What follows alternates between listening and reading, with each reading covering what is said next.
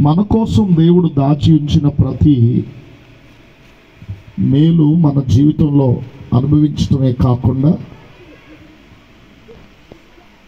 మనం పొందినటువంటి మేలు అనేకులకు సాక్ష్యార్థమైనటువంటిదిగా, దేవుని నామ మహిమార్థమైనటువంటిదిగా సమాజంలో వెల్లడి చేయబడుతుంది.